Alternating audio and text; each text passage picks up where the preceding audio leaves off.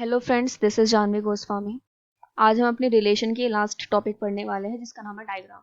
हमने रिलेशन में काफ़ी कुछ पढ़ लिया है, ये अब हमारा लास्ट टॉपिक है। तो देखो डायग्राफ क्या होते हैं।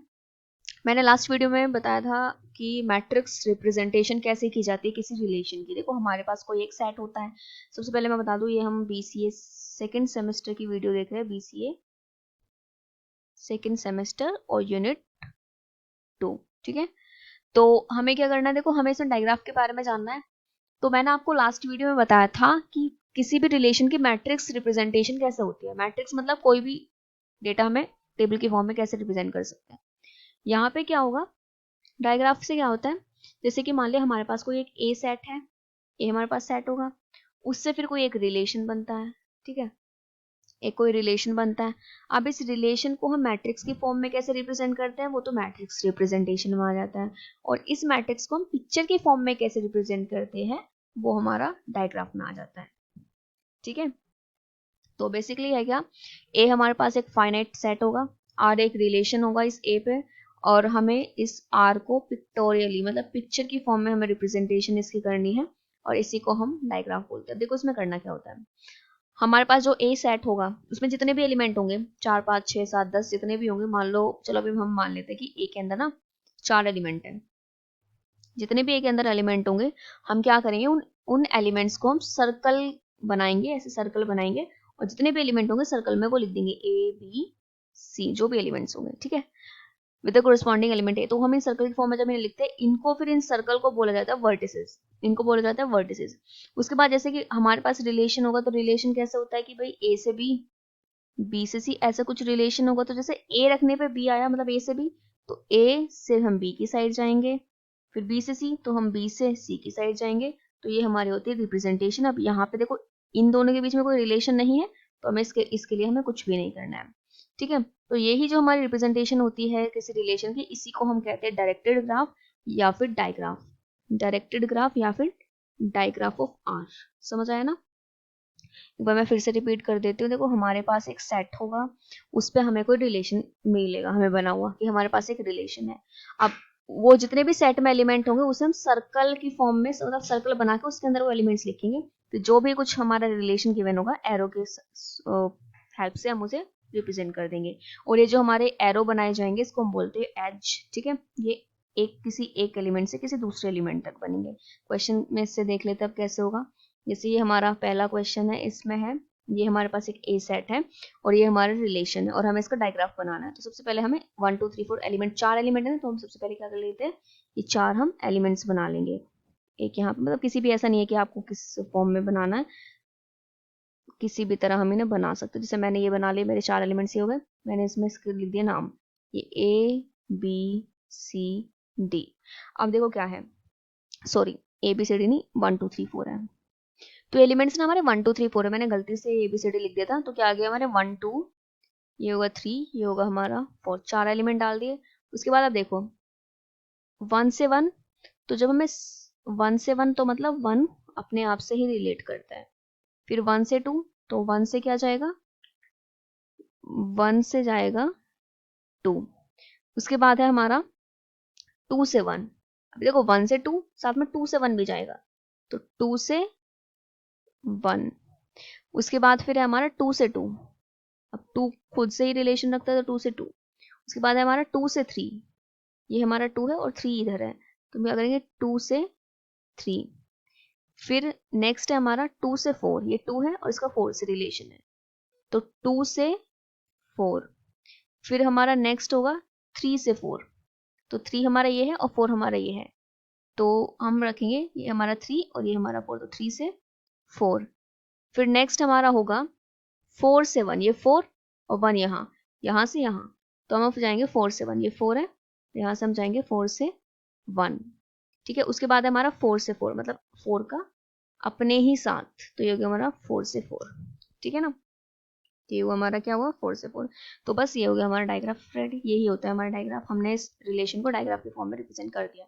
अच्छा, यहाँ पे मैं आपको एक चीज़ और बता देती हूँ, ये जो जैसे खुद के साथ जो बनता है ना, जैसे 2 से 2, 1 से 1, 4 से 4, 3 से 3, ऐसे जो खुद के साथ बनता है, ये हमारी रिफ्लेक्सिव प्रॉपर्टी होती है। आपने पढ़ा होगा रिफ्लेक्सिव में क्या होता है, A, A belongs to R, मतलब अपना रिलेशन अपने ही साथ। तो जब हम डायग्राफ में जैसे मतलब जब डायग्राफ में हम कैसे दिखाते हैं रिफ्लेक्सिव प्रॉपर्टी को, तो डायग्राफ में रिफ्लेक्सिव प्रॉपर्टी इस तरह से दिखाई जाती है कि सेल्फ लूप बनता है, इसे सेल्फ लूप बोल देते हैं कि अपने ही साथ लूप बन रहा है। Next question number 3। अब देखो यहाँ पे हमारे पास लूप मतलब डायग्राफ बना हुआ है, हमें यहाँ पे रिलेशन फाइंड करना है। क्वेश्चन इनकम्प्लीट लिखा हुआ है बट यहाँ पे ना हमें इसमें रिलेशन फाइंड करना है कि क्या होगा रिलेशन, ये हमारे पास क्वेश्चन है। तो रिलेशन देखो क्या रहा होगा, देखो ए का ए के साथ सेल्फ लूप है मतलब कि ए टू ए होगा, ठीक है, ये हमारा हो गया।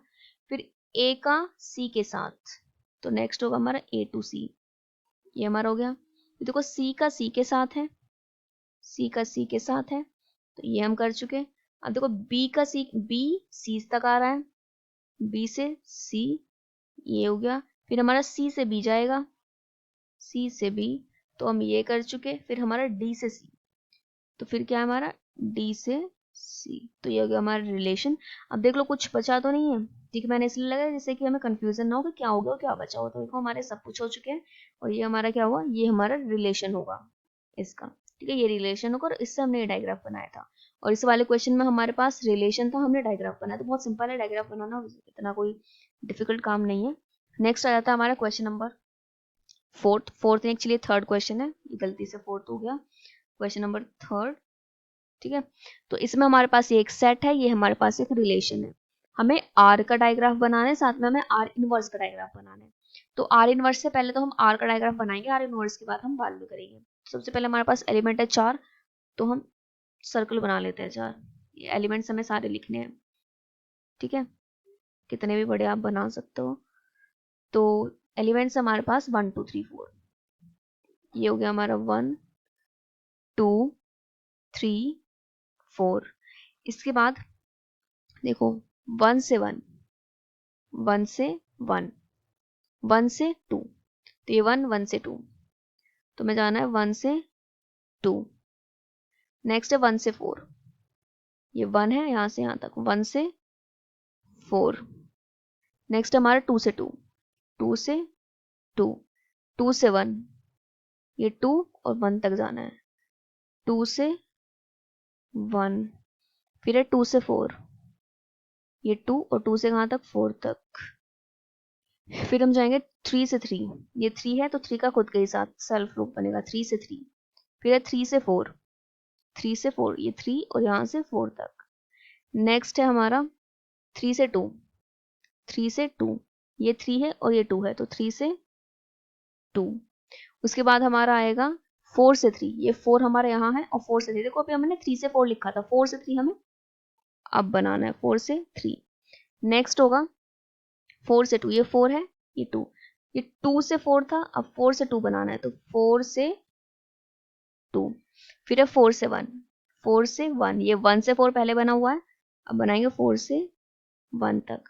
तो ये हमारा किसका डायग्राफ है, ये हमारा डायग्राफ है आर का, ये digraph of R, digraph of R. लेकिन हमें साथ में डायग्राफ किसका और बनाना है, हमें आर इनवर्स का भी डायग्राफ बनाना है। तो आर इनवर्स के लिए पहले हमारे पास आर इनवर्स होना चाहिए कि आर इनवर्स होगा क्या।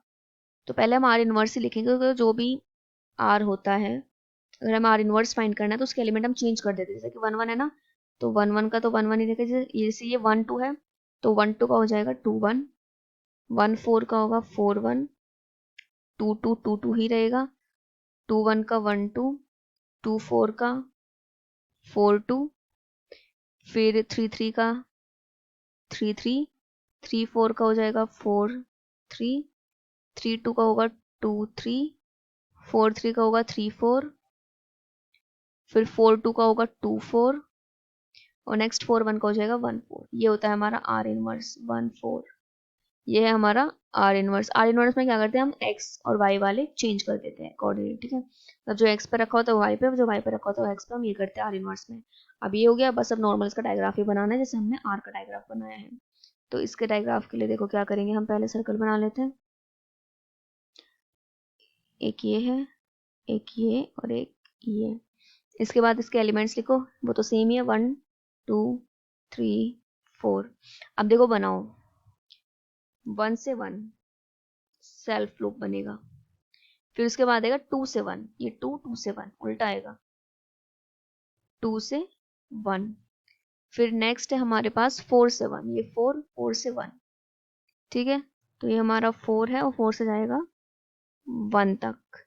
नेक्स्ट है 2 से 2, 2 से 2 मतलब सेल्फ लूप, 2 से 2। फिर है 1 से 2, देखो ये 1 से 2, ये 2 से 1 था, अब हमें 1 से 2 बनाना है। नेक्स्ट आएगा 4 से 2, ये 4 है, 4 से 2 ऊपर जाएगा, तो ये है 4 से 2।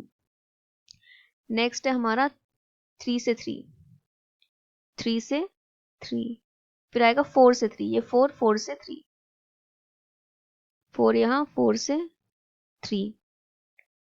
उसके बाद है 2 से 3, 2 से 3, तो हम 2 से 3। फिर नेक्स्ट है 3 से 4, ये 3 है, 3 से 4, 3 से 4। फिर है 2 से 4, ये 2 से 4। फिर है 1 से 4, ये 1 है, और 1 से 4 से 1 पहले लिख चुके, अब आएगा 1 से 4। तो ये होगा हमारा आर इनवर्स का, ठीक है। तो ये होगा हमारे डायग्राफ के क्वेश्चंस। या तो क्वेश्चन इस फॉर्म में मिलता है कि ये डायग्राफ बनाना है, या फिर डायग्राफ बना हुआ मिलेगा, रिलेशन लिखना है, या फिर ये कि इनवर्स, ज़्यादा से ज़्यादा इनवर्स की इनवर्स बता दो क्या होगा। तो इनवर्स में कुछ इतनी बड़ी बात नहीं है, जो आर होगा पहले हमें आर का इनवर्स फाइंड करना है, फिर डायग्राफ तो सेम ही बना दे जैसे बनाना है। और आर इनवर्स फाइंड करने के लिए क्या होता है, जो एक्स और वाई होती है चेंज हो जाता है और कुछ नहीं होता, ठीक है।